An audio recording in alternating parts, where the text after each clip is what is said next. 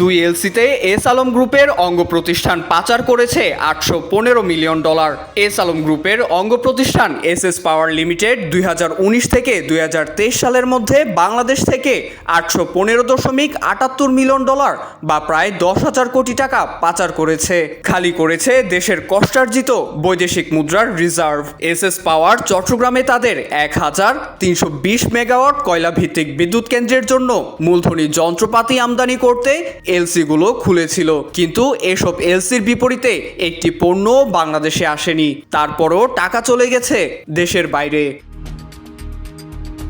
এক অনুসন্ধানে উঠে এসেছে দুটি এলসি খোলা হয়েছিল রাষ্ট্রায়ত্ত রূপালী ব্যাংকের মতিঝিল শাখা থেকে।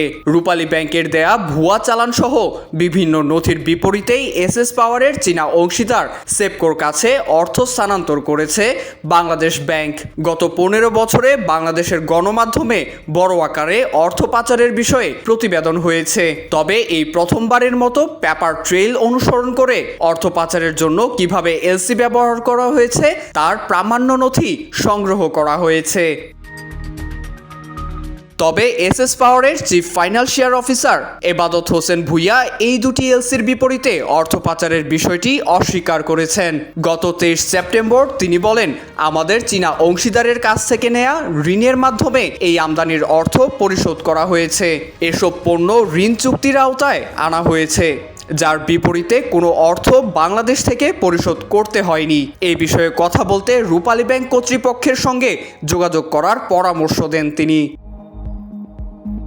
রূপালী ব্যাংকের মতিঝিল শাখার মহাব্যবস্থাপক আবু নাসের মোহাম্মদ মাসুদ বলেন, কোনো দেশি বা বিদেশি ঋণ চুক্তির আওতায় এই আমদানির অর্থ পরিশোধ করা হয়নি। দুটি এলসির মোট মূল্য ছিল $914 মিলিয়ন, যার মধ্যে বাংলাদেশ থেকে প্রায় $815 মিলিয়ন পরিশোধ করা হয়েছে। পণ্য না এলেও চলে গেছে $815 মিলিয়ন।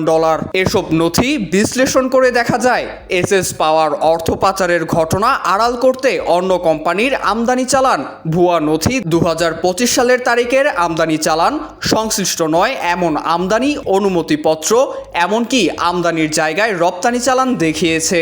2016 সালে চট্টগ্রামের বাঁশখালীতে 1,320 মেগাওয়াট ক্ষমতার এসএস পাওয়ার লিমিটেডের বিদ্যুৎ কেন্দ্রটি যৌথভাবে উদ্বোধন করেন তৎকালীন প্রধানমন্ত্রী শেখ হাসিনা ও চীনের প্রেসিডেন্ট শি জিনপিং। এসএস পাওয়ার ও সেপকোর যৌথ উদ্যোগে স্থাপিত এই বিদ্যুৎ কেন্দ্র নির্মাণের 75% বা $2.6 বিলিয়ন ঋণ হিসেবে দিয়েছে বেইজিং। গণমাধ্যমের প্রতিবেদন অনুযায়ী বিদ্যুৎ কেন্দ্রটি 2023 সালে উৎপাদন শুরু করে। প্রশ্নবিদ্ধ এলসি দুইটি এই প্রকল্পের জন্য generator, transformer, steel structure, reheater system ইত্যাদির মতো গুরুত্বপূর্ণ যন্ত্রপাতি আমদানির জন্য শুল্কমুক্ত সুবিধার আওতায় খোলা হয়েছিল, কিন্তু নথি থেকে দেখা যায় বাংলাদেশের বৈদেশিক মুদ্রার রিজার্ভ থেকে ডলার হাতিয়ে নিয়ে তা অন্য দেশে পাচার করতেই এই এলসি দুইটি ব্যবহার করা হয়েছে। IVTV USA, new York.